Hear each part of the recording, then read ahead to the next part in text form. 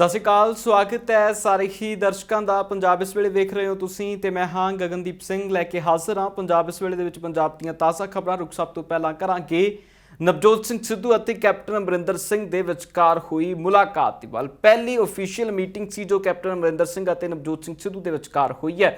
ਇਸ ਮੀਟਿੰਗ ਦੇ ਵਿੱਚ ਸਿੱਧੇ ਤੌਰ ਤੇ ਉੱਤੇ ਚਰਚਾਵਾਂ 5 ਨੁਕਤਿਆਂ ਦੇ ਉੱਤੇ ਹੋਈਆਂ ਨੇ। ਜਿਸ ਤਰ੍ਹਾਂ ਨਵਜੋਤ ਸਿੰਘ ਸਿੱਧੂ ਨੇ ਇੱਕ ਚਿੱਠੀ ट्वीट की है, जो मंग पत्र जो एक पत्र दिता गया है कैप्टन अमरिंदर सिंह नूं, उस दे विच 5 गल्लां दे उत्ते विशेष तौर ते उत्ते ध्यान दिवाउण दी गल आखी गई है। दस दिए कि इस दे विच खास तौर ते उत्ते नवजोत सिंह सिद्धू ने सब तो पहले नंबर ते उत्ते बरगाड़ी मसले दे उत्ते जल्द तो जल्द दोषियों नूं सज़ा दिवाउण दी गल आखी है। पंजाब दे विच प्रदर्शन कर रहे 5 लाख के करीब सरकारी मुलाजम जो 6वें पे कमीशन तो नाराज़ ने जां होर कई मंगां नूं लैके प्रदर्शन कर रहे ने, उन्हां दा जल्द तो जल्द हल करन दे लई गल आखी है। ते नाल ही पंजाब दे विच नशियां नूं लैके बनाई गई STF की रिपोर्ट नूं जल्द तो जल्द प्रभाव दे विच लिया के वड्डे नशे दे समगलरां दे खिलाफ कार्रवाई की गल आखी है। ते नाल ही नवजोत सिंह सिद्धू ने होर कई अहम मसलिਆਂ ਦੇ ਉੱਤੇ चर्चा की। ਇਹ चिट्ठी जो तुसीं अपनी स्क्रीन के उत्ते वेख रहे हो, ये चिट्ठी नवजोत सिंह सिद्धू के वलों लिखी गई है, जो पंजाब कांग्रेस के प्रधान बनने तो बाद पहली ओफिशियल मीटिंग के दरमियान जो मंगां नवजोत सिंह सिद्धू ने रखियां ने। खेती कानूनां नूं भी पंजाब दे विच लागू ना करन दे लई अपनी चाराजोई तैयार रखण दे लई जो रखिया गया है कैप्टन अमरिंदर सिंह नूं, ते इस दे नाल ही बिजली खरीद समझौतिਆਂ ਨੂੰ भी रद्द करन दे लई सरकार दा वादा पूरा करन दे लई भी इस दी जिहड़ी अपील कीती गई है। इस चिट्ठी दे विच नवजोत सिंह सिद्धू ने बहुत अहम मसले जो कल दी मीटिंग दे विच रखे ने। तस्वीरां कल दी मीटिंग दीयां भी तुहानूं विखा रहे हैं, जिस दे विच चारों एक्टिंग प्रधान मौजूद रहे ने, जिन्हां दे विच कुलजीत सिंह नागरा, पवन गोयल, संगत सिंह गिलजियां दे समेत डैनी भी मौजूद सी। ते नाल ही नवजोत सिंह सिद्धू भी इस मीटिंग दे विच मौजूद रहे ने। पंजाब दे कैबिनेट मंत्री भी इस दे विच मौजूद सी, जिन्हां ने इस चर्चा दे विच हिस्सा लिया। इस दे विच विशेष तौर ते उत्ते सारे मसलिਆਂ ਦੇ ਉੱਤੇ चर्चा की गई है। इस मीटिंग तो बाद राजकुमार वेरका ने भी गलबात की है मीडिया दे नाल। जो कुछ मीटिंग दे विच होया, की कुछ उन्होंने कहा, वो भी सुनाने आ। मेरी जानकारी के अनुसार सिर्फ इतना ही है कि वो कांग्रेस के हमारे अध्यक्ष नवजोत सिंह सिद्धू और 4 वर्किंग प्रधान, जिन्होंने आज चार्ज लेने के बाद मुख्यमंत्री जी का आशीर्वाद लेना मुनासिब समझा है, वो आशीर्वाद लेंगे। वेरका साहब, कहा जा रहा है कि डिप्टी सीएम बनाया जा सकता है, दलित वर्ग से आपके नाम की चर्चा है। मैंने कहा कि किसी किस्म की भी ऐसी चर्चा मेरे नोटिस में नहीं है, मेरे ध्यान में नहीं है, क्योंकि ना मैं उस चर्चा में शामिल हूँ, ना मैं उस चर्चा में हूँ। ਜਿਹੜਾ ਸਭ ਕਿਸ ਰਿਗਾਰਡਿੰਗ ਇਹ ਮੀਟਿੰਗ ਹੈਗੀ ਅੱਜ ਦੀ ਜਿਹੜਾ ਉਸ ਦਿਨ ਤਾਜਪੋਸ਼ੀ ਜਿਸ ਦਿਨ ਹੋਈ ਸੀ ਸਿੱਧੂ ਸਾਹਿਬ ਦੀ, ਤਾਂ ਉਦੋਂ ਇਹਨਾਂ ਨੇ ਇਹ ਕਿਹਾ ਸੀਗਾ ਕਿ ਜਲਦੀ ਤੋਂ ਜਲਦੀ ਜਿਹੜੇ 18 ਨਕਾਤੀ ਜਿਹੜੇ ਸਾਡੇ ਮੁੱਦੇ ਨੇ ਉਹਨਾਂ ਦੇ ਉੱਪਰ ਅੱਜ ਗੱਲ ਕਰਨ ਲਈ ਜਿਹੜਾ ਹੈ ਕਿ ਉਹ ਸਾਡੇ ਸਾਰੇ ਜਿਹੜੇ ਨਵਜੋਤ ਸਿੰਘ ਸਿੱਧੂ ਤੇ ਉਹਨਾਂ ਦੇ ਨਾਲ ਜਿਹੜੇ ਪ੍ਰਧਾਨ ਹੋਣਗੇ। ਡੈਮੋਕ੍ਰੈਟਿਕ ਰਾਈਟ ਆ ਹਰ ਇੱਕ ਦਾ ਆਪਣੇ ਆਪਣੇ ਵਿਚਾਰ ਰੱਖਣ ਲਈ, ਤੇ ਜੇ ਕੋਈ ਦਲਿਤ ਚਿਹਰਾ ਲੋਕ ਮੰਗ ਕਰਦੇ ਆ ਤੇ ਲਾ ਵੀ ਦੇਣਾ ਚਾਹੀਦਾ, ਕੋਈ ਪ੍ਰੋਬਲਮ ਨਹੀਂ। ਤੁਹਾਨੂੰ ਲੱਗਦਾ ਹੈ ਕਿ ਸੀਐਮ ਤੇ ਸਿੱਧੂ ਦੋਵੇਂ ਮਿਲ ਕੇ ਕੰਮ ਕਰ ਸਕਦੇ ਆ? ਅਜੇ ਤੱਕ ਕਿਤੇ ਨਾ ਕਿਤੇ ਫਿੱਕਾਪਨ ਨਜ਼ਰ ਆ ਰਿਹਾ ਸੀ। ਪਿੱਛੇ ਕਿਤੇ ਕੋਈ ਕਮੀਆਂ ਰਹੀਆਂ ਨੇ, ਜਿਹੜੀ ਅੱਜ ਦੀ ਮੀਟਿੰਗ ਹੋਈ ਆ ਦੋਨਾਂ ਨੇ ਆਪਸ ਦੇ ਵਿੱਚ ਰੱਖੀ ਆ। ਸਹੀ ਕੰਮ ਬਰਾੜ ਸਾਹਿਬ ਦਾ ਜਿਹੜਾ ਕੋਈ ਕ੍ਰੈਸ਼ਰ ਦਾ ਜਿਹੜਾ ਹੋਇਆ, ਉਹਨਾਂ ਕੋਲ ਸਾਰੇ ਡਾਕੂਮੈਂਟਸ ਨੇ, ਤੁਹਾਨੂੰ ਆਉਣ ਵਾਲੇ ਦਿਨਾਂ 'ਚ ਸਾਰੇ ਡਾਕੂਮੈਂਟ ਦਿਖਾਤੇ ਜਾਣਗੇ। ਉਹਨਾਂ ਨੇ ਬਕਾਇਦਾ ਜਿਹੜੀ ਜੰਗਲਾਤ ਦੀ ਫੀਸ ਵੀ ਤਾਰੀ ਹੋਈ ਆ, ਔਰ ਉਹਦੇ ਜਿਹੜੇ ਦਿੱਲੀ ਤੋਂ ਉੱਤੋਂ NOC ਨਹੀਂ ਸੀ ਆਈ, ਬਟ ਉਹਦੀ ਪ੍ਰੋਵੀਜ਼ਨਲ NOC ਜਿਹੜੀ ਆ ਉਹ ਦੇਣੀ ਬਣਦੀ ਸੀ, ਉਹ ਅਫਸਰਾਂ ਨੇ ਨਹੀਂ ਦਿੱਤੀ। ਉਹਦੇ ਉੱਤੇ ਬਕਾਇਦਾ ਮੈਂ ਸਾਰੀ ਕਾਰਵਾਈ ਆਪਾਂ ਚੈੱਕ ਕਰ ਰਹੇ ਹਾਂ, ਤੁਹਾਨੂੰ ਆਉਣ ਵਾਲੇ ਦਿਨਾਂ 'ਚ ਸਾਰੇ ਕਾਗਜ਼ ਦਿਖਾਏ ਜਾਣਗੇ। लगातार संसद दे विच प्रदर्शन चल रहे ने। पार्लीमेंट के मॉनसून सैशन के दरमियान पिछले एक भी दिन अजिहा नहीं निकलिया जदों पार्लीमेंट सैशन के दरमियान किसानी अंदोलन नूं लैके चर्चावां ना होईयां होण ते प्रदर्शन ना होए होण पार्लीमेंट के अंदर अते बाहर। पार्लीमेंट के अंदर हुण कल शाम तो ही प्रदर्शन कर रहे ने रवनीत बिट्टू अते उन्हां दे नाल गुरजीत औजला। उन्हां दे वल्लों प्रदर्शन अंदर ही पार्लीमेंट दे शुरू कर दिता गया। धरने के उत्ते बैठ के ने पार्लीमेंट के अंदर रवनीत बिट्टू अते गुरजीत सिंह औजला जो पंजाब के कांग्रेसी सांसद ने। हालांकि इन्हां दे नाल उस रात तो बाद की कुछ होया, हजे तक उस तो बाद जिहड़ी खबर नहीं अपड़ी कि इन्हां नूं पार्लीमेंट दे विचों बाहर कढ़िया गया जां नहीं कढ़िया गया। जो भी कुछ होएगा वो अगलियां खबरां दे विच भी तुहाडे नाल साझा जरूर करांगे। पर कल रात जो रवनीत बिट्टू ने एक वीडियो जारी की सी, उस वीडियो दे विच की रवनीत बिट्टू कह रहे ने वो सुणो। जो सानू हुक्म लाया सी किसान जथेबंदियां ने, साडे किसानां ने, असीं कदे नहीं पिछे हटे, क्योंकि असी भी उस गुरु गोबिंद सिंह जी दे बच्चे हाँ। असी अज थोड़े हुक्म नाल जिहड़ा विप जारी सी, आ बैठे हाँ, हफ्ता असी देखिया नहीं मन्ने, अपने बिल पास करते रहे, नहीं मन्नी गल।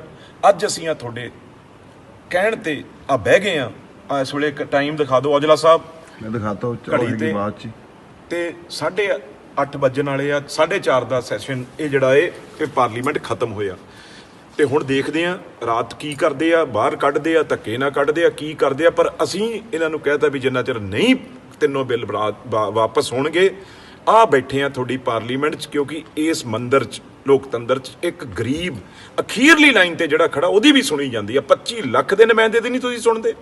ਅਗਲੀ ਰਣਨੀਤੀ ਫੇਰ ਬਣਾਵਾਂਗੇ ਤੁਹਾਡੇ ਪਿੱਛੇ ਤੇ। ਉਧਰ ਬੀਤੇ ਦਿਨੀ ਇੱਕ ਬੇਰੁਜ਼ਗਾਰੀ ਦਾ ਅੰਕੜਾ ਜਾਰੀ ਹੋਇਆ, ਜਿਸ ਅੰਕੜੇ ਦੇ ਵਿੱਚ ਬਹੁਤ ਵੱਡੇ ਖੁਲਾਸੇ ਹੋ ਗਏ ਨੇ। ਪੰਜਾਬ ਸਰਕਾਰ ਦੀ ਗੱਲ ਕਰੀਏ ਜਾਂ ਕੇਂਦਰ ਸਰਕਾਰ ਦੀ ਗੱਲ ਕਰੀਏ, ਦੋਹਾਂ ਦੀ ਹੀ ਬੇਰੁਜ਼ਗਾਰੀ ਦਰ ਬਹੁਤ ਵੱਡੇ ਪੱਧਰ ਦੇ ਉੱਤੇ ਵਧੀ ਹੈ। ਜੇਕਰ ਗੱਲ ਪੰਜਾਬ ਸਰਕਾਰ ਦੀ ਕਰੀਏ ਤਾਂ ਪੰਜਾਬ ਸਰਕਾਰ ਦੇ ਬੇਰੁਜ਼ਗਾਰੀ ਅੰਕੜਿਆਂ ਦੇ ਵਿੱਚ ਵਾਧਾ ਕੇਂਦਰ ਦੇ ਨਾਲੋਂ ਵੀ ਜ਼ਿਆਦਾ ਹੋਇਆ, ਭਾਵ ਕਿ ਮੁਲਕ ਦੇ ਨਾਲੋਂ ਵੀ ਵੱਧ ਬੇਰੁਜ਼ਗਾਰੀ ਪੰਜਾਬ ਦੇ ਵਿੱਚ ਆ। ਜੇਕਰ ਕੇਂਦਰ ਦੀ ਬੇਰੁਜ਼ਗਾਰੀ ਦਰ ਦੀ ਗੱਲ ਕਰੀਏ ਤਾਂ ਕੇਂਦਰ ਦੇ ਵਿੱਚ ਬੇਰੁਜ਼ਗਾਰੀ ਦਰ ਹੈ ਜੋ 4.8% ਪਾਈ ਗਈ ਹੈ। 4.8% ਪੂਰੇ ਮੁਲਕ ਦੇ ਵਿੱਚ ਬੇਰੁਜ਼ਗਾਰੀ ਹੈ।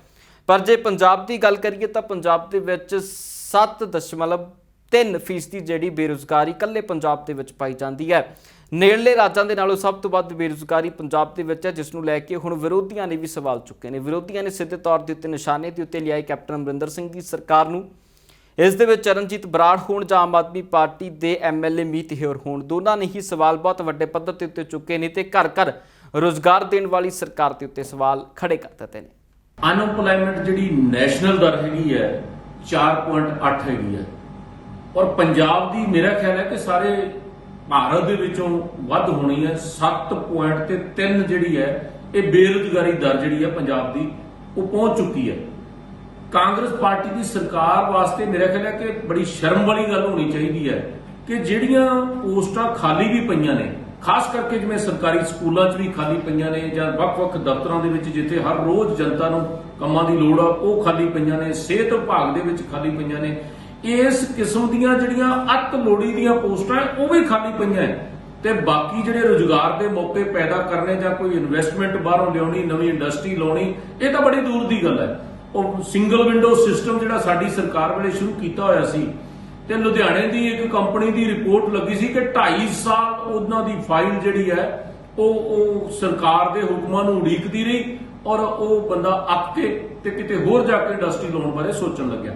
ਇਸ ਕਰਕੇ ਮੌਜੂਦਾ ਸਰਕਾਰ ਦਾ ਹਰ ਫਰੰਟ ਤੇ ਫੇਲ ਹੈ। ਇਹ ਸਾਡੇ ਲਈ ਬੜੀ ਸ਼ਰਮਿੰਦਗੀ ਦਾ ਬਾਇਸ ਹੈ ਕਿ ਜਿਹੜੀ ਅਨਪਲਾਇਮੈਂਟ ਪੰਜਾਬ ਦੀ ਹੈ, ਬੇਰੁਜ਼ਗਾਰੀ ਜਿਹੜੀ ਪੰਜਾਬ ਦੀ ਹੈ, ਉਹ ਦਰ ਨੈਸ਼ਨਲ ਨਾਲੋਂ ਵੀ ਮਤਲਬ 7.3 ਤੇ ਪਹੁੰਚੀ ਹੋਈ ਹੈ ਜਾਂ ਨੈਸ਼ਨਲ ਜਿਹੜੀ ਹੈ 4.8 ਹੈ। ਇਹਦੇ ਲਈ ਕੈਪਟਨ ਅਮਰਿੰਦਰ ਸਿੰਘ ਦੀ ਸਰਕਾਰ ਦੀ ਜਵਾਬਦੇਹੀ ਬਣਦੀ ਹੈ।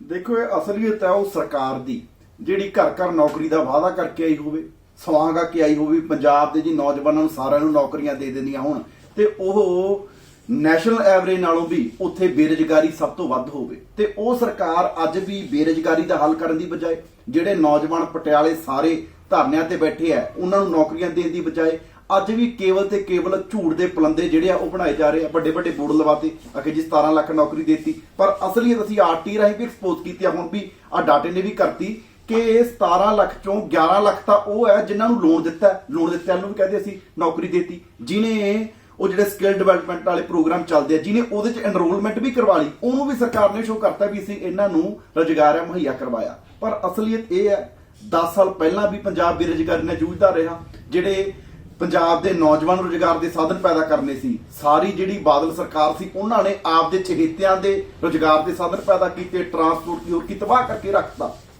ਉਹੀ ਕੁਝ ਪਿਛਲੇ 4.5 ਸਾਲਾਂ ਤੋਂ ਜਿਹੜੀ ਗੁਟਕਾ ਸਾਹਿਬ ਦੀਆਂ ਸੌਂ ਕਰਕੇ ਸਰਕਾਰ ਆਈ ਸੀ ਉਹਨੇ ਕੀਤਾ। ਜੇ ਨੌਕਰੀਆਂ ਦੇਣ ਦਾ ਕੰਮ ਕੀਤਾ ਤਾਂ ਆਪਦੇ ਚਹੇਤਿਆਂ ਨੂੰ ਜ਼ਰੂਰ ਦੇਤੀਆਂ, ਆਪਦੇ ਚਹੇਤਿਆਂ ਨੂੰ ਜ਼ਰੂਰ ਕਾਰੋਬਾਰ ਖੜੇ ਕਰਤੇ, ਪਰ ਪੰਜਾਬ ਦੇ ਨੌਜਵਾਨ ਜਿਹੜੇ ਪਹਿਲਾਂ ਧਰਨੇ ਲਾਉਂਦੇ 10 ਸਾਲ ਉਹ ਅੱਜ ਵੀ ਧਰਨੇ ਲਾਉਣ ਨੂੰ ਮਜਬੂਰ ਨੇ। ਜਿਹੜੇ ਭੱਠਿਆਂ ਤੇ ਰਹਿ ਰਹੇ ਵੀ ਜਿਨ੍ਹਾਂ ਨੇ ਪੜ੍ਹਾਈ ਕੀਤੀ ਅੱਜ ਵੀ ਉਹ ਭੱਠਿਆਂ ਤੇ ਮਜ਼ਦੂਰੀ ਕਰਨ ਲਈ ਜਿਹੜੇ ਮਜਬੂਰ ਨੇ। ਗੱਲ ਰੁਜ਼ਗਾਰ ਦੀ ਹੋਈ ਹੈ ਤਾਂ ਹੁਣ ਕੈਪਟਨ ਅਮਰਿੰਦਰ ਸਿੰਘ ਦੀ ਸਰਕਾਰ ਦਾ ਇੱਕ ਹੋਰ ਸ਼ਲਾਘਾਯੋਗ ਕਦਮ ਸਾਹਮਣੇ ਆਇਆ। ਕੈਪਟਨ ਅਮਰਿੰਦਰ ਸਿੰਘ ਦੀ ਸਰਕਾਰ ਸ਼ਹੀਦ ਹੋਏ ਕਿਸਾਨਾਂ ਨੂੰ ਨੌਕਰੀਆਂ ਦੇਣ ਦੇ ਲਈ ਅੱਗੇ ਵਧ ਰਹੀ ਹੈ। ਜੀ ਹਾਂ, ਤਕਰੀਬਨ 200 ਦੇ ਲਗਭਗ ਕਿਸਾਨਾਂ ਨੂੰ ਸਰਕਾਰੀ ਨੌਕਰੀ ਦੇਣ ਦਾ ਨੋਟੀਫਿਕੇਸ਼ਨ ਆਉਣ ਵਾਲੇ ਦਿਨਾਂ ਦੇ ਵਿੱਚ ਜਾਰੀ ਹੋ ਜਾਏਗਾ ਅਤੇ ਇਹ ਨਿਯੁਕਤੀ ਪੱਤਰ ਖੁਦ ਕੈਪਟਨ ਅਮਰਿੰਦਰ ਸਿੰਘ ਸ਼ਹੀਦ ਕਿਸਾਨਾਂ ਦੇ ਪਰਿਵਾਰਾਂ ਨੂੰ ਦੇਣ ਜਾ ਰਹੇ ਨੇ। ਹਾਲਾਂਕਿ ਪੂਰੇ ਮੁਲਕ ਦੇ ਵਿੱਚ ਕਿਸੇ ਵੀ ਸਰਕਾਰ ਨੇ ਅਜਿਹੀ ਪੈਰਵਾਈ ਜਾਂ ਅਜਿਹੀ ਪਹਿਲ ਨਹੀਂ ਕੀਤੀ। ਸਭ ਤੋਂ ਪਹਿਲਾ ਸੂਬਾ ਹੋਏਗਾ ਜੋ ਕਿਸਾਨ ਜੋ ਸ਼ਹੀਦ ਹੋਏ ਨੇ ਉਹਨਾਂ ਨੂੰ ਨੌਕਰੀਆਂ ਦੇਣ ਜਾ ਰਿਹਾ ਹੈ। ਮੁੱਖ ਮੰਤਰੀ ਜੀ ਨੇ ਕਿਸਾਨਾਂ ਦਾ ਸੱਚਾ ਹਮਦਰਦ ਹੋਣ ਦਾ ਸਬੂਤ ਦਿੱਤਾ ਹੈ। ਉਹਨਾਂ ਪਹਿਲੇ ਵੀ ਕਈ ਵਾਰੀ ਇਹ ਇਮਤਿਹਾਨ ਦੇ ਵਿੱਚੋਂ ਪਾਸ ਹੋਏ ਆ ਮੁੱਖ ਮੰਤਰੀ, ਔਰ ਇਹ ਮੈਨੂੰ ਹੈਰਾਨਗੀ ਇਸ ਗੱਲ ਦੀ ਹੈ ਕਿ ਸਾਡੇ ਕਿਸਾਨਾਂ ਨੇ ਹਰਿਆਣਾ ਦੀ ਧਰਤੀ ਤੇ ਦਮ ਤੋੜਿਆ, ਸਾਡੇ ਕਿਸਾਨਾਂ ਨੇ ਦਿੱਲੀ ਦੀ ਧਰਤੀ ਤੇ ਦਮ ਤੋੜਿਆ, ਲੇਕਿਨ ਨਾ ਤੇ ਦਿੱਲੀ ਦੀ ਸਰਕਾਰ ਤੇ ਨਾ ਹਰਿਆਣਾ ਦੀ ਬੀਜੇਪੀ ਦੀ ਸਰਕਾਰ ਕਿਸੇ ਨੇ ਕਿਸਾਨਾਂ ਨੂੰ ਨਾ ਮੁਆਵਜ਼ਾ ਦਿੱਤਾ, ਨਾ ਬਾਂਹ ਫੜੀ। ਮੁੱਖ ਮੰਤਰੀ ਜੀ ਨੇ ਇਹ ਕਿਸਾਨਾਂ ਦੀ ਬਾਂਹ ਫੜ ਕੇ ਇਹ ਸੱਚੇ ਹਮਦਰਦ ਹੋਣ ਦਾ ਇਹ ਆਪਣਾ ਸਬੂਤ ਪੇਸ਼ ਕੀਤਾ ਹੈ। ਔਰ ਮੈਂ ਇਹ ਵੀ ਗੱਲ ਕਹਾਂ ਕਿ ਉਹਨਾਂ ਨੇ ਜਿੱਥੇ 220 ਦੇ ਕਰੀਬ ਕਿਸਾਨਾਂ ਦੀਆਂ ਲਿਸਟਾਂ ਹੈ, ਉਹਨਾਂ ਨੂੰ ਨੌਕਰੀਆਂ ਦੀਆਂ ਚਿੱਠੀਆਂ ਤਿਆਰ ਹੋ ਰਹੀਆਂ, ਔਰ ਉਹਦੇ ਨਾਲ ਨਾਲ ਉਹਨਾਂ ਨੇ तमाम ਜ਼ਿਲ੍ਹੇ ਦੇ ਡਿਪਟੀ ਕਮਿਸ਼ਨਰ ਨੂੰ ਕਹਿਤਾ ਹੈ ਕਿ ਹੋਰ ਵੀ ਜਿਹੜੇ ਕਿਸਾਨ ਜਿਨ੍ਹਾਂ ਸ਼ਹਾਦਤ ਦਿੱਤੀ ਹੈ ਉਹਨਾਂ ਦੇ ਪਰਿਵਾਰਾਂ ਦੀਆਂ ਲਿਸਟਾਂ ਜਲਦੀ ਭੇਜੋ ਤਾਂ ਕਿ ਉਹਨਾਂ ਦੇ ਪਰਿਵਾਰਾਂ ਨੂੰ ਨੌਕਰੀਆਂ ਦਿੱਤੀਆਂ ਜਾ ਸਕਣ, ਉਹਨਾਂ ਨੂੰ ਮੁਆਵਜ਼ਾ ਦਿੱਤਾ ਜਾ ਸਕੇ। ਤੇ ਹੁਣ ਰੁਕ ਕਰਦੇ ਹਾਂ ਕਿਸਾਨਾਂ ਦੀ ਸੰਸਦ ਦੇ ਵੱਲ। ਕਿਸਾਨਾਂ ਦੀ ਸੰਸਦ ਵੀ ਨਿਰਵਿਘਨ ਚੱਲ ਰਹੀ ਹੈ। ਲਗਾਤਾਰ ਹਰ ਰੋਜ਼ ਵੱਖ-ਵੱਖ ਮਸਲਿਆਂ ਦੇ ਉੱਤੇ ਚਰਚਾ ਕਿਸਾਨ ਸੰਸਦ ਦੇ ਵਿੱਚ ਵੀ ਹੁੰਦੀ ਹੈ। ਜੰਤਰ ਮੰਤਰ ਦੇ ਉੱਤੇ ਚੱਲ ਰਹੀ ਇਸ ਕਿਸਾਨ ਸੰਸਦ ਦੇ ਵਿੱਚ ਹਰ ਰੋਜ਼ ਵੱਖੋ ਵੱਖਰੀਆਂ ਆਪੋ ਆਪਣੇ ਪੱਧਰ ਦੇ ਉੱਤੇ ਚਰਚਾਵਾਂ ਹੁੰਦੀਆਂ ਨੇ ਤੇ ਹਰ ਰੋਜ਼ ਸਪੀਕਰ ਦੀ ਭੂਮਿਕਾ ਵੀ ਬਦਲ ਜਾਂਦੀ ਹੈ। ਹਰ ਰੋਜ਼ ਸਪੀਕਰ ਵੀ ਵੱਖੋ ਵੱਖਰੇ ਹੁੰਦੇ ਨੇ ਤੇ ਚਰਚਾਵਾਂ ਇਸ ਪਾਰਲੀਮੈਂਟ ਦੇ ਵਿੱਚ ਹੁੰਦੀਆਂ ਨੇ। ਇਸ ਤੋਂ ਬਾਅਦ ਸਰਕਾਰ ਦੇ ਉੱਤੇ ਵੀ ਸਵਾਲ ਚੁੱਕੇ ਜਾਂਦੇ ਨੇ ਤੇ ਇਸ ਪਾਰਲੀਮੈਂਟ ਦੇ ਦਰਮਿਆਨ ਜੋ ਸੈਸ਼ਨ ਚੱਲ ਰਿਹਾ ਹੈ ਕਿਸਾਨਾਂ ਦੀ ਸੰਸਦ ਦਾ, ਇਸ ਦੇ ਦਰਮਿਆਨ ਕੇਂਦਰ ਸਰਕਾਰ ਨੂੰ ਜਗਾਉਣ ਦੀ ਕੋਸ਼ਿਸ਼ ਹੋ ਰਹੀ ਹੈ। ਹਰ ਇੱਕ ਪਹਿਲੂ ਦੇ ਉੱਤੇ ਚਰਚਾ ਇਸ ਮੀਟਿੰਗ ਦੇ ਵਿੱਚ, ਇਸ ਸੰਸਦ ਦੇ ਵਿੱਚ ਹੁੰਦੀ ਹੈ। ਮੁੱਦਾ ਜਿਹੜਾ ਮਹਿੰਗਾਈ ਦੇ ਉੱਤੇ, ਜਿਹੜਾ ਖਾਣ ਪੀਣ ਵਾਲੀਆਂ ਵਸਤਾਂ ਨੇ, ਇਹਦੇ ਉੱਤੇ ਸਾਰਿਆਂ ਨੇ ਵਿਚਾਰ ਚਰਚਾ ਕਰੀ ਹੈ, ਕਿਉਂਕਿ ਜਿਹੇ ਜਿਹੇ ਕਾਨੂੰਨ ਸਰਕਾਰ ਲਿਆਉਣਾ ਚਾਹੁੰਦੀ ਹੈ, ਭੁੱਖਮਰੀ ਨਾਲ ਜੂਝਣਗੇ ਲੋਕ, ਇਹ 'ਤੇ ਵਿਚਾਰ ਚਰਚਾ ਹੋਈ ਹੈ। ਕਿਉਂਕਿ ਅੱਜ ਆਪਾਂ ਨੂੰ ਜਿਵੇਂ ਤੇਲ ਇਕੱਠਾ ਕਰ ਲਿਆ, ਸਰੋਂ ਖਰੀਦ ਲਈ, ਤੇਲ ਦੇ ਭਾਅ ਅਸਮਾਨੀ ਛਾ ਗਏ, ਅਤੇ ਹੋਰ ਜਿਹੜੀਆਂ ਦਾਲਾਂ ਨੇ, ਸੁੱਕੀਆਂ ਦਾਲਾਂ, ਉਹ ਸਟੋਰ ਕਰ ਲੀਆਂ, ਆਮ ਲੋਕਾਂ ਦੇ ਵੱਸ ਦੀ ਗੱਲ ਨਹੀਂ ਰਹੀ। ਇਹ 'ਤੇ ਚਰਚਾ ਹੋਈ ਹੈ। ਅਤੇ ਬਾਕੀ ਜਿਹੜਾ ਰੋਜ਼ ਦਿਨੋਂ ਦਿਨ ਮਹਿੰਗਾਈ, ਡੀਜ਼ਲ ਵੱਧ ਗਿਆ, ਪੈਟਰੋਲ ਵੱਧ ਗਿਆ, ਗੈਸ ਵੱਧ ਗਈ, ਇਹ 'ਤੇ ਚਰਚਾ ਹੋਈ ਹੈ। ਅੱਜ ਸਾਡੀ ਇੱਥੇ ਐਸਕੇਐਮ ਵੱਲੋਂ ਜਿਹੜੀ ਚੌਥੇ ਦਿਨ ਲੱਗੀ ਆ ਪਾਰਲੀਮੈਂਟ, ਮੌਕ ਪਾਰਲੀਮੈਂਟ, ਉਹਦੇ ਐਸੈਂਸ਼ੀਅਲ ਗੁੱਡਸ ਦੇ ਉੱਤੇ ਉਹਦੀ ਬਹਿਸ ਹੋ ਰਹੀ ਹੈ। ਤੇ ਹੁਣ ਲੰਚ ਬ੍ਰੇਕ ਤੇ ਅਸੀਂ ਬਾਹਰ ਆਏ ਹਾਂ ਤੇ ਉਹ ਜਿਵੇਂ ਤਰੀਕੇ ਨਾਲ ਸਾਡੇ ਕਿਸਾਨ ਵੀਰ ਇੱਕ ਇੱਕ ਪੁਆਇੰਟ ਨੂੰ ਡਿਸਕਸ਼ਨ ਕਰਕੇ ਉਹਦਾ ਸਾਡੇ ਨੁਕਸਾਨ ਦੱਸ ਰਹੇ ਆ। ਜਿਹੜੇ ਨਵੇਂ ਕਾਨੂੰਨ ਬਣੇ ਆ 2020 ਐਸੈਂਸ਼ੀਅਲ ਗੁੱਡਸ ਐਕਟ, ਜਿਹੜੇ 1955 ਐਕਟ ਨੂੰ ਤੋੜ ਕੇ ਮਰੋੜ ਕੇ ਗਾਂ ਉਹਦੀ ਅਮੈਂਡਮੈਂਟਸ ਕੀਤੀਆਂ ਹੋਈਆਂ ਨੇ, ਉਹ ਤੇ ਕਲੀਅਰ ਹੋ ਰਿਹਾ ਵੀ ਲੋਕਾਂ ਦਾ ਇਹ ਆਵਾਮ ਦੀ ਲੜਾਈ ਲੜ ਰਿਹਾ ਕਿਸਾਨ। ਇਹ ਪਹਿਲਾਂ ਕਿਹਾ ਜਾਂਦਾ ਸੀ ਵੀ ਕਿਸਾਨ ਆਏ ਨੇ ਆਪਣੀਆਂ ਮੰਗਾਂ ਲੈ ਕੇ 3 ਕਾਨੂੰਨ ਨੂੰ ਵਾਪਸ ਕਰਨ ਲਈ, ਪਰ ਐਸੈਂਸ਼ੀਅਲ ਗੁੱਡਸ ਕਲੀਅਰਲੀ ਜਿੱਥੇ ਕਿ ਕਿਸਾਨਾਂ ਨੂੰ ਨੁਕਸਾਨ ਕਰਦਾ ਉੱਥੇ ਆਵਾਮ ਨੂੰ ਵੀ ਨੁਕਸਾਨ ਕਰਦਾ। ਤੇ ਆਉਣ ਵਾਲੇ ਵਕਤ ਦੇ ਵਿੱਚ ਜਿਹੜੀ ਉਹ ਫੂਡ ਚੇਨ ਨੂੰ ਜਿਹੜੇ ਵੱਡੇ ਘਰਾਣੇ ਨੇ ਉਹ ਆਪਣੇ ਹੱਥ 'ਚ ਕਰਨਾ ਚਾਹੁੰਦੇ ਨੇ ਤੇ ਉਸ ਵਾਸਤੇ ਇਹ ਜਿਹੜੇ ਕਾਨੂੰਨ ਬਣਾਏ ਜਾ ਰਹੇ ਨੇ। ਕਿ ਕਿਸਾਨ ਤਾਂ ਇਹਦਾ ਵਿਰੋਧ ਕਰਦੇ ਆ ਕਿਉਂਕਿ ਜਿੱਥੇ ਕਿਸਾਨ ਕ੍ਰਿਸ਼ੀ ਕਰਦੇ ਆ ਉੱਥੇ ਇਹ ਖਪਤਕਾਰ ਵੀ ਨੇ, ਕਈ ਚੀਜ਼ਾਂ ਦਾ ਖਪਤਕਾਰ ਨੇ। ਤਾਂ ਖਪਤਕਾਰ ਜਦੋਂ ਚੀਜ਼ ਮਹਿੰਗੀ ਮਿਲੂਗੀ ਖਾਣ ਵਾਲੀ ਤਾਂ ਹਰੇਕ ਦੇ ਪਹੁੰਚ ਤੋਂ ਪਰੇ ਹੋ ਜੂਗੀ, ਤਾਂ ਉਹਦਾ ਵੀ ਨੁਕਸਾਨ ਬਹੁਤ ਵੱਡਾ ਲੈਵਲ ਤੇ ਹੋ ਜੂਗਾ। ਜ਼ਰੂਰੀ ਵਸਤਾਂ ਨੇ ਉਹਨਾਂ ਦੇ ਸੰਬੰਧ ਵਿੱਚ ਅੱਜ ਚਰਚਾ ਹੋਈ ਹੈ, ਕਿਉਂਕਿ ਜ਼ਰੂਰੀ ਵਸਤਾਂ ਦਾ ਸੰਬੰਧ ਵਿੱਚ ਜਿਹੜਾ ਬਿੱਲ ਆ ਰਿਹਾ, ਜਿਹੜੇ 3 ਖੇਤੀ ਵਿਰੋਧੀ ਕਾਨੂੰਨ ਆ ਰਹੇ ਨੇ, ਉਹਨਾਂ ਦੇ ਵਿੱਚ ਜ਼ਰੂਰੀ ਵਸਤੂਆਂ, ਇਹ ਜ਼ਰੂਰੀ ਵਸਤੂਆਂ ਦੇ ਸੰਬੰਧ ਵਿੱਚ ਚਰਚਾ ਹੋਈ ਆ ਕਿ ਜੇਕਰ ਇਹ ਕਾਨੂੰਨ ਰੱਦ ਨਾ ਹੋਏ, ਇਹ ਲਾਗੂ ਹੁੰਦੇ ਨੇ ਤੇ ਇਹਨਾਂ ਦੇ ਨਾਲ ਜਿਹੜੇ ਜ਼ਖੀਰੇਬਾਜ਼ ਨੇ, ਕਾਰਪੋਰੇਟ ਘਰਾਣੇ ਨੇ, ਉਹ ਜ਼ਰੂਰੀ ਵਸਤੂਆਂ ਦਾ ਸਟਾਕ ਕਰ ਲੈਣਗੇ ਤੇ ਉਹ ਖਰੀਦ ਕੇ, ਜਿਸ ਤਰ੍ਹਾਂ ਕਣਕ, ਝੋਨਾ, ਮੱਕੀ, ਬਾਜਰਾ, ਦਾਲਾਂ, ਸਬਜ਼ੀਆਂ, ਫਰੂਟ, ਹਰ ਚੀਜ਼ ਜਿਹੜੀ ਆ ਉਹ ਸਟਾਕ ਕਰ ਲੈਣਗੇ ਤੇ ਫਿਰ ਆਪਣੀ ਮਰਜ਼ੀ ਦੇ ਨਾਲ ਜਿਹੜੇ ਨੇ ਉਹ ਰੇਟ ਜਿਹੜੇ ਨੇ ਉਹ ਲਾਉਣਗੇ। ਉਹਨਾਂ ਰੇਟਾਂ ਦੇ ਨਾਲ ਫਿਰ ਜਿਹੜਾ, ਕਿਉਂਕਿ ਉਹਦੇ ਨਾਲ ਲੋੜ ਜਿਹੜੀ ਆ, ਜਦੋਂ ਉਹਨਾਂ ਨੇ ਸਟਾਕ ਕਰ ਲਿਆ, ਮਾਰਕੀਟ ਦੇ ਵਿੱਚ ਕੋਈ ਏਜੰਸੀ ਨਾ ਰਹੀ ਤੇ ਫਿਰ ਕੀ ਹੋਏਗਾ ਕਿ ਲੋਕਾਂ ਦੀ ਜਿਹੜੀ ਆ ਉਹ ਮੰਗ ਵੱਧ ਜਾਏਗੀ। ਮੰਗ ਵਧਣ ਦੇ ਨਾਲ ਫਿਰ ਕੀ ਹੋਏਗਾ ਕਿ ਰੇਟ ਆਪਣੀ ਮਰਜ਼ੀ ਦੇ ਲਾਉਣਗੇ। ਉਧਰ ਬੀਤੇ ਦਿਨ ਹੀ ਪਾਰਲੀਮੈਂਟ ਦੇ ਵਿੱਚ ਕਿਸਾਨ ਅੰਦੋਲਨ ਨੂੰ ਲੈ ਕੇ ਜਾਂ ਕਿਸਾਨਾਂ ਦੇ ਖੇਤੀ ਕਾਨੂੰਨਾਂ ਨੂੰ ਲੈ ਕੇ ਜਿਸ ਤਰ੍ਹਾਂ ਦੀ ਟਿੱਪਣੀ ਨਰਿੰਦਰ ਸਿੰਘ ਤੋਮਰ ਜੋ ਕਿ ਖੇਤੀਬਾੜੀ ਮੰਤਰੀ ਨੇ ਉਹਨਾਂ ਦੇ ਵੱਲੋਂ ਕੀਤੀ ਗਈ ਹੈ, ਉਸ ਨੂੰ ਲੈ ਕੇ ਪੰਜਾਬ ਦੇ ਸਿਆਸਤਦਾਨ ਭੜਕੇ ਨੇ। ਪੰਜਾਬ ਦੇ ਆਮ ਆਦਮੀ ਪਾਰਟੀ ਦੇ ਵਿਧਾਇਕ ਕੁਲਤਾਰ ਸਿੰਘ ਸੰਧਵਾ ਨੇ ਸਿੱਧੇ ਤੌਰ ਦੇ ਉੱਤੇ ਜਵਾਬ ਕੇਂਦਰ ਦੀ ਸਰਕਾਰ ਨੂੰ ਦਿੱਤਾ ਹੈ ਕਿ ਖੇਤੀ ਕਾਨੂੰਨਾਂ ਨੂੰ ਲੈ ਕੇ ਜਿਸ ਤਰ੍ਹਾਂ ਦੀ ਦੁਚਿੱਤੀ ਦੇ ਵਿੱਚ ਪੰਜਾਬ ਦੇ ਅਤੇ ਪੂਰੇ ਮੁਲਕ ਦੇ ਲੋਕਾਂ ਨੂੰ ਪਾਉਣ ਦੀ ਕੋਸ਼ਿਸ਼ ਹੋ ਰਹੀ ਹੈ, ਉਹ ਕਾਨੂੰਨਾਂ ਦੇ ਵਿੱਚ ਅਜਿਹਾ ਕੁਝ ਨਹੀਂ ਹੈ ਜੋ ਕੁਝ ਕਹਿ ਰਹੇ ਨੇ ਕੁਲਤਾਰ ਸਿੰਘ ਸੰਧਵਾ, ਉਹ ਸੁਣੋ। ਅਸਰ ਜਿਵੇਂ ਟਕੈਤ ਸਾਹਿਬ ਕਹਿੰਦੇ ਆ यूपी 'ਚ ਵੀ ਹੋਊਗਾ, ਉਹ 3 ਸਾਲ ਦਾ ਕੋਰਸ ਆ ਪੂਰਾ। ਸੋ ਵਾਰ-ਵਾਰ ਝੂਠ ਫੈਲਾਉਣ ਦੀ ਕੋਸ਼ਿਸ਼ ਨਾ ਕਰੋ ਕਿ ਇਹਨਾਂ ਕੋਲ ਪ੍ਰਪੋਜ਼ਲ ਕੋਈ ਨਹੀਂ। ਪ੍ਰਪੋਜ਼ਲ ਸਿੱਧਾ ਕਿ 3 ਕਾਲੇ ਕਾਨੂੰਨ ਉਹਨਾਂ 'ਚ ਸੋਧ ਨਹੀਂ ਹੁੰਦੀ, ਉਹ ਵਾਪਸ ਕੀਤੇ ਜਾਂਦੇ, ਤੁਹਾਨੂੰ ਵਾਪਸ ਕਰਨੇ ਪੈਣਗੇ। ਤੇ ਸਾਰੀਆਂ ਫਸਲਾਂ ਤੇ ਜਿਵੇਂ ਹਰੇਕ ਚੀਜ਼ ਤੇ ਕਾਰਖਾਨੇ 'ਚ ਬਣੀ ਚੀਜ਼ ਤੇ MRP ਹੁੰਦਾ, ਉਸੇ ਤਰ੍ਹਾਂ MSP ਫਸਲਾਂ ਤੇ, ਸਾਰੀਆਂ ਫਸਲਾਂ ਤੇ ਸਾਰੇ ਦੇਸ਼ ਤੁਹਾਨੂੰ ਦੇਣਾ ਪਵੇਗਾ। ਉਸ ਤੋਂ ਬਿਨਾਂ ਤੁਹਾਨੂੰ ਰਾਹ ਕੋਈ ਨਹੀਂ ਔਰ ਲੋਕ ਗੁੰਮਰਾਹ ਹੋਣੇ ਕੋਈ ਨਹੀਂ। ਉਧਰ ਪਾਰਲੀਮੈਂਟ ਦੇ ਬਾਹਰ ਵੀ ਪ੍ਰਦਰਸ਼ਨ ਹੋ ਰਹੇ ਨੇ ਤੇ ਅਜਿਹੇ ਪ੍ਰਦਰਸ਼ਨ ਸੁਖਵੀਰ ਸਿੰਘ ਬਾਦਲ ਅਤੇ ਹਰਸਿਮਰਤ ਕੌਰ ਬਾਦਲ ਦੇ ਵੱਲੋਂ ਵੀ ਕੀਤੇ ਜਾ ਰਹੇ ਨੇ। ਭਗਵੰਤ ਮਾਨ ਦੇ ਵੱਲੋਂ ਵੀ ਤਖਤੀ ਲੈ ਕੇ ਆਪਣਾ ਪ੍ਰਦਰਸ਼ਨ ਜ਼ਾਹਰ ਕੀਤਾ ਗਿਆ ਤੇ ਖੇਤੀ ਕਾਨੂੰਨ ਰਿਪੀਲ ਕਰਾਉਣ ਦੀ ਮੰਗ ਕੀਤੀ ਜਾ ਰਹੀ ਹੈ। ਸੁਖਵੀਰ ਸਿੰਘ ਬਾਦਲ ਹੁਣ ਹਰਸਿਮਰਤ ਕੌਰ ਬਾਦਲ ਹੁਣ ਪਾਰਲੀਮੈਂਟ ਦੇ ਗੇਟ ਦੇ ਉੱਤੇ ਖੜ ਕੇ ਉਹ ਪ੍ਰਦਰਸ਼ਨ ਕਰਦੇ ਨੇ ਤੇ ਹਰ ਇੱਕ ਉਲੰਘਣ ਵਾਲੇ ਕੈਬਨਿਟ ਮੰਤਰੀ ਨੂੰ ਅਤੇ ਦੇਸ਼ ਦੇ ਸਾਰੇ ਮੰਤਰੀਆਂ ਨੂੰ ਵਿਖਾਉਣ ਦੀ ਕੋਸ਼ਿਸ਼ ਹੁੰਦੀ ਹੈ ਕਿ ਖੇਤੀ ਕਾਨੂੰਨ ਜਲਦ ਤੋਂ ਜਲਦ ਰੱਦ ਕੀਤੇ ਜਾਣ। ਕੱਲ ਵੀ ਅਪੀਲ ਕੀਤੀ ਸੀ ਸਾਰੀਆਂ ਪਾਰਟੀਆਂ ਨੂੰ ਕਿ ਆਪਾਂ ਇਕੱਠੇ ਹੋ ਕੇ ਇੱਕ ਮੁੱਦਾ ਰੱਖੀਏ, ਦੋ ਮੁੱਦੇ ਨਹੀਂ। ਅਫਸੋਸ ਇਸ ਗੱਲ ਦਾ ਹੈ ਕਈ ਆਪੋਜੀਸ਼ਨ ਪਾਰਟੀ, ਮੈਂ ਨਾਂ ਨਹੀਂ ਲੈਣਾ ਚਾਹੁੰਦਾ, ਜੋ ਬਹੁਤ ਵੱਡੀਆਂ ਹੈ, ਉਹ 2 MPਆਂ ਨੂੰ ਤਾਂ ਸਾਡਾ ਕਿਸਾਨਾਂ ਦਾ ਮੁੱਦੇ ਵਾਸਤੇ ਕਹਿ ਦਿੰਦੀਆਂ। ਉਧਰ ਬੀਤੇ ਦਿਨੀ ਜਦੋਂ ਨਵਜੋਤ ਸਿੰਘ ਸਿੱਧੂ ਚਮਕੌਰ ਸਾਹਿਬ ਗਏ ਸੀ ਤਾਂ ਉਹਨਾਂ ਦੇ ਕਾਫਲੇ ਦਾ ਵਿਰੋਧ ਕਿਸਾਨਾਂ ਦੇ ਵੱਲੋਂ ਕੀਤਾ ਗਿਆ ਸੀ ਤੇ ਇਸ ਕਾਫਲੇ ਦੇ ਵਿਰੋਧ ਤੋਂ ਬਾਅਦ ਕਈਆਂ ਦੇ ਉੱਤੇ ਮੁਕੱਦਮੇ ਦਰਜ ਹੋ ਗਏ ਸੀ, ਕਈਆਂ ਤੇ ਪੁਲਿਸ ਦੇ ਵੱਲੋਂ ਮਾਮਲੇ ਦਰਜ ਕਰ ਲਏ ਸੀ, ਜਿਸ ਤੋਂ ਬਾਅਦ ਕਿਹਾ ਜਾ ਰਿਹਾ ਸੀ ਕਿ ਨਵਜੋਤ ਸਿੰਘ ਸਿੱਧੂ ਹੁਣ ਇਸ ਦੇ ਉੱਤੇ ਕੀ ਕਰਨਗੇ। ਇਸ ਨੂੰ ਲੈ ਕੇ ਸਫਾਈ ਜਿਹੜੀ ਹੈ ਕੈਬਨਿਟ ਮੰਤਰੀ ਚਰਨਜੀਤ ਸਿੰਘ ਚੰਨੀ ਦੇ ਵੱਲੋਂ ਦਿੱਤੀ ਗਈ ਹੈ। ਚੰਨੀ ਦਾ ਕਿਹਾ ਗਿਆ ਹੈ ਕਿ ਇਸ ਪ੍ਰਦਰਸ਼ਨ ਦੇ ਦਰਮਿਆਨ ਜਿਨ੍ਹਾਂ ਦੇ ਉੱਤੇ ਮੁਕੱਦਮੇ ਦਰਜ ਹੋਏ ਸੀ ਉਹ ਸਾਰੇ ਰੱਦ ਕਰਵਾ ਦਿੱਤੇ ਗਏ ਨੇ। ਉਹਨਾਂ ਨੇ ਖੁਦ ਪਹਿਲ ਦੇ ਆਧਾਰ ਦੇ ਉੱਤੇ ਇਹ ਲਿਖਤੀ ਤੌਰ ਦੇ ਉੱਤੇ ਅਪੀਲ ਕਰ ਦਿੱਤੀ ਹੈ ਪੁਲਿਸ ਨੂੰ ਕਿ ਕਿਸੇ ਕਿਸਮ ਦੀ ਕਿਸੇ ਦੇ ਉੱਤੇ ਕਾਰਵਾਈ ਨਾ ਕੀਤੀ ਜਾਵੇ। ਇਸ ਤਰ੍ਹਾਂ ਹੈ ਕਿ ਨਵਜੋਤ ਸਿੰਘ ਸਿੱਧੂ ਜੀ ਗੁਰਦੁਆਰਾ ਕਤਲਗੜ੍ਹ ਸਾਹਿਬ ਦੇ ਵਿੱਚ ਮੱਥਾ ਟੇਕਣ ਆਏ ਹੈ। ਉਹਨਾਂ ਨੇ ਲੰਬੇ ਪੈ ਕੇ ਉੱਥੇ ਡੰਡੌਤ ਕੀਤੀ ਹੈ ਤੇ ਗੁਰੂ ਦਾ ਆਸ਼ੀਰਵਾਦ ਪ੍ਰਾਪਤ ਕੀਤਾ ਹੈ। ਲੇਕਿਨ ਜਦੋਂ ਉਹ ਗੁਰਦੁਆਰੇ 'ਚ ਨਿਕਲਣ ਲੱਗੇ ਤਾਂ ਡਿਊਟੀ ਦੇ ਅੰਦਰ ਕੁਝ ਲੋਕਾਂ ਨੇ ਉਹਨਾਂ ਤੇ ਅਟੈਕ ਕਰਤਾ। ਇਹ ਕਿਸਾਨ ਨਹੀਂ ਸੀ, ਲੇਕਿਨ ਫਿਰ ਵੀ ਪੁਲਿਸ ਨੇ ਉਹਨਾਂ ਤੋਂ ਆਪਣੇ ਪੱਧਰ ਤੇ ਜਿਹੜਾ ਪਰਚਾ ਦਰਜ ਕੀਤਾ ਸੀ, ਐਸੀ ਲਿਖਤੀ ਰੂਪ ਦੇ ਵਿੱਚ ਮੈਂ ਪੁਲਿਸ ਨੂੰ ਦਿੱਤਾ ਹੈ ਤੇ DSP ਨੂੰ ਕਿਹਾ ਹੈ ਕਿ ਇਹਨਾਂ ਪਰਚੇ ਨੂੰ ਤੁਰੰਤ ਕੈਂਸਲ ਕੀਤਾ ਜਾਵੇ। ਸਾਡਾ ਕਿਸੇ ਨਾਲ ਕੋਈ ਵਿਰੋਧ ਨਹੀਂ ਹੈ। ਉਹਨਾਂ ਨੇ ਗੁਰਦੁਆਰਾ ਸਾਹਿਬ ਦੇ ਵਿੱਚ ਆ ਕੇ ਅਟੈਕ ਕੀਤਾ, ਐਸੀ ਉਸ ਗੱਲ ਨੂੰ ਵੀ ਭੁੱਲ ਗਏ ਹੈ। ਐਸੀ ਕਿਸੇ ਤਰ੍ਹਾਂ ਦੀ ਕੋਈ ਕਾਰਵਾਈ ਕਿਸੇ ਤੇ ਨਹੀਂ ਕਰਾਉਣਾ ਚਾਹੁੰਦੇ। ਇਹ ਪਰਚਾ ਖਾਰਜ ਸਮਝਿਆ ਜਾਵੇ। ਅਟੈਕ ਕਰਨ ਵਾਲੇ ਕੀ ਲੱਗਦਾ ਤੁਹਾਨੂੰ, ਕੌਣ ਲੋਕ ਸੀ ਜਿਹੜੇ ਅਟੈਕ ਕੀਤਾ? ਇਦਾਂ ਕਿ ਕਿਸਾਨ ਨਹੀਂ ਹੈ, ਸਿੱਧੂ ਦਾ ਵਿਰੋਧ ਕਰਦੇ ਹੈ, ਜਾਂ ਜਦੋਂ ਸਿੱਧੂ ਬਰਗਾੜੀ ਕਾਂਡ ਤੇ ਬੋਲਦਾ ਹੈ, ਸਿੱਧੂ ਬੇਅਦਬੀ ਤੇ ਬੋਲਦਾ ਹੈ, ਸਿੱਧੂ ਨਸ਼ੇ ਦੇ ਸੁਦਾਗਰਾਂ ਨੂੰ ਫੜਨ ਤੇ ਬੋਲਦਾ ਹੈ, ਜਿਨ੍ਹਾਂ ਨੂੰ ਫੜਿਆ ਜਾਣਾ ਜਾਂ ਜਿਨ੍ਹਾਂ ਨੂੰ ਡਰ ਹੈ ਉਹ ਲੋਕ ਸਿੱਧੂ ਦਾ ਵਿਰੋਧ ਕਰਾ ਰਹੇ ਹੈ। ਤੇ ਉਧਰ ਹਰਿਆਣੇ ਦੇ ਮੁੱਖ ਮੰਤਰੀ ਮਨੋਹਰ ਲਾਲ ਖੱਟਰ ਨੇ ਮੁਲਾਕਾਤ ਕੀਤੀ ਹੈ ਕੇਂਦਰੀ ਮੰਤਰੀ ਦੇ ਨਾਲ। ਇਸ ਮੁਲਾਕਾਤ ਦੇ ਵਿੱਚ ਵੱਖ-ਵੱਖ ਮਸਲਿਆਂ ਦੇ ਉੱਤੇ ਚਰਚਾ ਉਹਨਾਂ ਦੇ ਵੱਲੋਂ ਹਰਿਆਣਾ ਦੀ ਡਿਵੈਲਪਮੈਂਟ ਨੂੰ ਲੈ ਕੇ ਕੀਤੀਆਂ ਗਈਆਂ ਨੇ। ਹਾਲਾਂਕਿ ਕਿਸਾਨ ਅੰਦੋਲਨ ਨੂੰ ਲੈ ਕੇ ਵੀ ਸਵਾਲ ਪੱਤਰਕਾਰਾਂ ਦੇ ਵੱਲੋਂ ਕੀਤੇ ਗਏ ਸੀ। दिल्ली के मेरे इस दौरे में केंद्रीय मंत्रियों के साथ मिलने जुलने का मेरा कार्यक्रम था। सबसे पहले तो जो हमारे एनवायरनमेंट मिनिस्टर हैं श्री भूपेंद्र यादव जी, उनके यहाँ हमारे 2 विषय अटके हुए थे।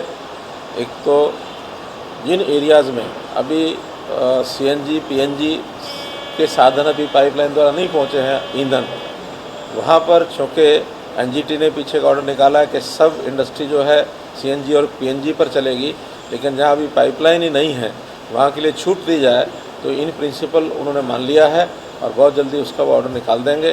जब भी उन स्थानों पर CNG PNG की पाइपलाइन आ जाएगी उसके 6 महीने में सबको उसके ऊपर जाना अनिवार्य रखा जाएगा, ऐसी एक निर्णय उन्होंने किया है।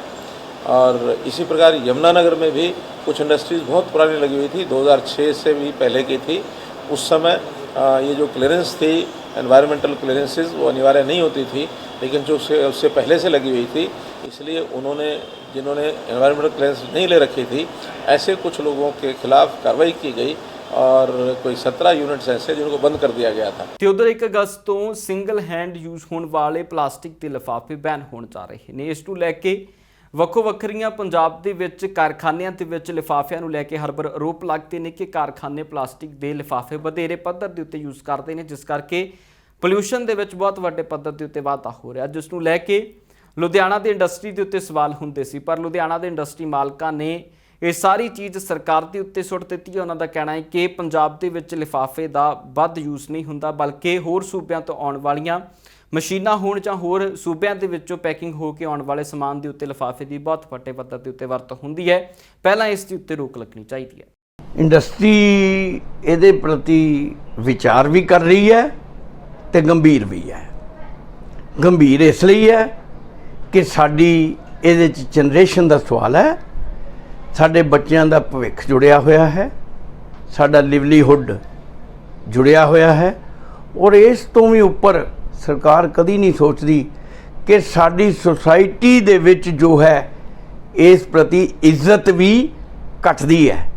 ਜਦੋਂ ਸਾਡੇ ਉੱਤੇ ਇਹ ਦੋਸ਼ ਲੱਗਦਾ ਹੈ ਕਿ ਇਹ ਪੋਲੂਸ਼ਨ ਇੰਡਸਟਰੀ ਨੂੰ ਕ੍ਰੀਏਟ ਕਰਨ ਦੇ ਲਈ ਉਤਸ਼ਾਹ ਕਰਦੇ ਨੇ, ਉਤਸ਼ਾਹ ਦਿੰਦੇ ਨੇ, ਪਰ ਅਸੀਂ ਆਪਣੀ ਇੰਡਸਟਰੀ ਪ੍ਰਤੀ ਇੰਡਸਟਰੀ ਵੱਲੋਂ ਤੁਹਾਨੂੰ ਇਸ ਗੱਲ ਦਾ ਵਿਸ਼ਵਾਸ ਦਿਵਾਉਂਦੇ ਹਾਂ ਕਿ ਸਾਡੀ ਪਲਾਸਟਿਕ ਇੰਡਸਟਰੀ ਜੋ ਹੈ ਇਹ ਬਿਲਕੁਲ ਵੀ ਉਤਸ਼ਾਹ ਨਹੀਂ ਕਰਦੀ ਔਰ ਪੋਲੂਸ਼ਨ ਨੂੰ ਹਰ ਲੈਵਲ ਤੇ ਘਟਾਉਣ ਦੇ ਲਈ ਸਰਕਾਰ ਦੀ ਮਦਦ ਕਰਦੀ ਹੈ। ਇਹਨੂੰ ਸਮਝਣ ਲਈ ਤਿਆਰ ਨਾ ਹੁੰਦੇ ਹੋਏ ਸਰਕਾਰ ਆਪਣੀਆਂ ਨਾਕਾਮੀਆਂ ਨੂੰ ਛੁਪਾਉਣ ਦੇ ਲਈ, ਸਰਕਾਰ ਆਪਣੀਆਂ ਕਮੀਆਂ ਨੂੰ ਛੁਪਾਉਣ ਦੇ ਲਈ 1 ਅਗਸਤ ਤੋਂ ਜੋ ਹੈ ਉਹ ਪਲਾਸਟਿਕ ਤੇ ਪੂਰਨ ਬੈਨ ਲਗਾ ਕੇ ਆਪਣੀ ਸਿਵਲ ਸੁਸਾਇਟੀ ਦੇ ਵਿੱਚ ਇੱਕ ਇਮੇਜ ਬਣਾਉਣੀ ਚਾਹੁੰਦੀ ਹੈ, ਜਿਹੜੀ ਕਿ ਅਤਿਅੰਤ ਦੁਖਦਾਇਕ ਹੈ। ਤੇ ਰੁਕ ਕਰਦੇ ਹਾਂ ਸਿਆਸੀ ਬਿਆਨਾਂ ਤੇ ਵੱਲ। ਦੇਖੋ, ਪ੍ਰਸ਼ਾਂਤ ਕਿਸ਼ੋਰ ਦੀ ਲਿਖੀ ਸਕ੍ਰਿਪਟ ਦੇ ਮੁਤਾਬਕ ਭਾਵੇਂ ਕਾਂਗਰਸ ਨੇ ਨਵਜੋਤ ਸਿੰਘ ਸਿੱਧੂ ਨੂੰ ਪੰਜਾਬ ਦਾ ਪ੍ਰਧਾਨ ਬਣਾ ਦਿੱਤਾ ਹੈਗਾ ਔਰ ਇਸ ਕਵਾਇਦ ਦੇ ਵਿੱਚ ਕਾਂਗਰਸ ਲੱਗੀ ਹੋਈ ਹੈ ਕਿ ਕਿਵੇਂ ਕੈਪਟਨ ਸਾਹਿਬ ਨੂੰ ਜ਼ੀਰੋ ਕਰਕੇ ਪੇਸ਼ ਕੀਤਾ ਜਾਵੇ ਤੇ ਕਿਵੇਂ ਨਵਜੋਤ ਸਿੰਘ ਸਿੱਧੂ ਨੂੰ ਹੀਰੋ ਬਣਾ ਕੇ ਪੇਸ਼ ਕੀਤਾ ਜਾਵੇ ਤੇ ਵਿਧਾਨ ਸਭਾ ਦੀਆਂ ਪੌੜੀਆਂ ਚੜ੍ਹੀਆਂ ਜਾਣ। ਪਰ ਇਹਨਾਂ ਦੀ ਇੱਥੇ ਦਾਲ ਗਲਣੀ ਨਹੀਂ ਹੈ। ਇਹਨਾਂ ਦੀਆਂ ਕਾਂਗਰਸ ਦੀਆਂ ਸਕੀਮਾਂ ਧਰਾਈਆਂ ਰਹਿ ਜਾਣੀਆਂ ਨੇ ਕਿ ਲੋਕ ਇਹਨਾਂ ਦੀ ਹਰ ਰਗ ਤੋਂ ਵਾਕਿਫ ਨੇ, ਕਿਉਂਕਿ ਪਿਛਲੇ 4.5 ਸਾਲਾਂ ਦੇ ਵਿੱਚ ਜਿਸ ਤਰੀਕੇ ਨਾਲ ਕੈਪਟਨ ਸਾਹਿਬ ਨੇ ਕਾਂਗਰਸ ਦੀ ਸਰਕਾਰ ਚਲਾਈ ਹੈਗੀ ਹੈ, ਈਵਨ ਗੁਟਕਾ ਸਾਹਿਬ ਦੀ ਸਹੁੰ ਖਾਣ ਤੋਂ ਬਾਅਦ ਵੀ ਉਹਨਾਂ ਨੇ ਡੱਕਾ ਤੋੜ ਕੇ ਦੂਰਾ ਨਹੀਂ ਕੀਤਾ ਔਰ ਇਹਨਾਂ 4.5 ਸਾਲਾਂ ਦੇ ਵਿੱਚ ਸਿਰਫ ਅਤੇ ਸਿਰਫ ਜਿਹੜਾ ਹੈਗਾ ਖਾਲੀ ਖਜ਼ਾਨੇ ਦਾ ਹੀ ਰੋਣਾ ਇਹ ਰੋਂਦੇ ਰਹੇ ਹੈ। ਤੇ ਨਾ ਤਾਂ ਕੋਈ ਘਰ ਨੌਕਰੀ ਮਿਲੀ, ਨਾ ਕਿਸਾਨਾਂ ਦੀਆਂ ਖੁਦਕਸ਼ੀਆਂ ਰੁਕੀਆਂ ਤੇ ਨਾ ਹੀ ਕਿਸੇ ਦਾ ਕੋਈ ਕਰਜ਼ਾ ਮਾਫ ਹੋਇਆ। ਪਰ ਦੂਸਰੇ ਬੰਨੇ ਜਦੋਂ ਅਸੀਂ ਗੱਲ ਕਰਦੇ ਹਾਂ ਬੇਅਦਬੀ ਦੇ ਦੋਸ਼ੀਆਂ ਨੂੰ ਸਜ਼ਾ ਦੇਣੀ ਜਾਂ ਨਸ਼ਾ ਤਸਕਰਾਂ ਨੂੰ ਫੜਨਾ, ਇਹਦੇ ਵਿੱਚ ਕਿਹੜੇ ਪੈਸੇ ਦੀ ਜ਼ਰੂਰਤ ਸੀ? ਆਲਰੇਡੀ ਤੁਹਾਡੇ ਕੋਲੇ ਏਜੰਸੀਆਂ, ਤੁਹਾਡੇ ਕੋਲੇ ਫੋਰਸਸ ਹੈਗੀ ਹੈ, ਪਰ ਉਹ ਵੀ ਕੰਮ ਜਿਹੜੀ ਹੈ ਕੈਪਟਨ ਸਾਹਿਬ ਦੀ ਸਰਕਾਰ ਕਰ ਨਹੀਂ ਸਕੀ। ਸੋ ਜਦੋਂ ਕਾਂਗਰਸ ਨੇ 2022 ਦੀਆਂ ਵੋਟਾਂ ਦੇ ਵਿੱਚ ਲੋਕਾਂ ਦੇ ਵਿੱਚ ਜਾਣਾ, ਆਫਟਰ ਆਲ ਜਿਹੜੀਆਂ ਵੋਟਾਂ ਨੇ ਉਹ ਸਰਕਾਰ ਦੇ ਕੰਮਾਂ ਦੇ ਆਧਾਰ ਦੇ ਉੱਤੇ ਹੀ ਜਿਹੜੀਆਂ ਉਹ ਮੰਨੀਆਂ ਜਾਣੀਆਂ ਨੇ। ਸੋ ਇਹੋ ਜਿਹਾ ਕੰਮ ਤੇ ਕੋਈ ਕੀਤਾ ਨਹੀਂ ਜਿਸ ਦੇ ਨਾਲ ਨਵਜੋਤ ਸਿੰਘ ਸਿੱਧੂ ਕੋਈ ਫਰਕ ਪਾ ਦੇਗਾ। ਔਰ ਦੂਸਰੇ ਬੰਨੇ ਜੇ ਅਸੀਂ ਨਵਜੋਤ ਸਿੰਘ ਸਿੱਧੂ ਦੀ ਗੱਲ ਕਰੀਏ, ਨਵਜੋਤ ਸਿੰਘ ਸਿੱਧੂ ਪੰਜਾਬ ਦੀ ਰਾਜਨੀਤੀ 'ਚ ਕੋਈ ਨਵਾਂ ਚਿਹਰਾ ਨਹੀਂ ਹੈਗਾ। ਪਿਛਲੇ 20-25 ਸਾਲਾਂ 'ਚ ਇਹ ਲੋਕਾਂ ਦੇ ਵਿੱਚ ਵਿਚਰਦੇ ਰਹੇ ਨੇ, MP ਰਹੇ, MLA ਰਹੇ, ਇਹਨਾਂ ਦੀ ਕੋਈ ਐਸੀ ਅਚੀਵਮੈਂਟ ਨਹੀਂ ਹੈਗੀ ਜਿਸ ਨੂੰ ਇਹ ਗਿਣਵਾ ਸਕਣ। ਈਵਨ ਪਿਛਲੇ 3.5 ਸਾਲ ਇਹ ਪੰਜਾਬ ਸਰਕਾਰ ਦੇ ਵਿੱਚ ਸਥਾਨਕ ਸਰਕਾਰਾਂ ਦੇ ਮੰਤਰੀ ਰਹੇ। ਜੇ ਸਭ ਤੋਂ ਵੱਧ ਭ੍ਰਿਸ਼ਟਾਚਾਰ ਪੰਜਾਬ ਦੇ ਵਿੱਚ ਹੈਗਾ ਤਾਂ ਉਹ ਸਥਾਨਕ ਸਰਕਾਰਾਂ ਦੇ ਵਿਭਾਗ ਦੇ ਵਿੱਚ ਹੈਗਾ। ਉਸ ਕਰਪਸ਼ਨ ਨੂੰ ਰੋਕਣ ਵਾਸਤੇ ਨਵਜੋਤ ਸਿੰਘ ਸਿੱਧੂ ਨੇ ਕੀ ਕੀਤਾ ਉਹ ਉਹਨਾਂ ਕੋਲੇ ਦੱਸਣ ਨੂੰ ਐਸਾ ਕੁਝ ਵੀ ਨਹੀਂ ਹੈਗਾ।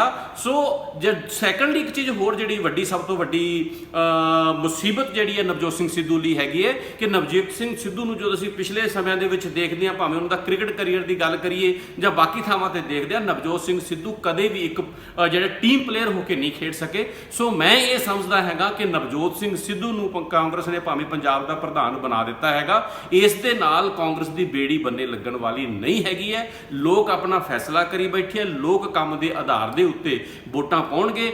ਹਾਲੇ ਤੱਕ ਲੋਕਾਂ ਨੇ ਤਾਂ ਅਕਾਲੀ ਦਲ ਬਾਦਲ ਨੂੰ ਉਹਨਾਂ ਦੀਆਂ ਗਲਤੀਆਂ ਕਰਕੇ ਮਾਫ ਨਹੀਂ ਕੀਤਾ ਤੇ ਕੈਪਟਨ ਸਾਹਿਬ ਨੂੰ ਜਾਂ ਕਾਂਗਰਸ ਨੂੰ ਕਿੱਥੋਂ ਮਾਫ ਕਰ ਦੇਣਗੇ?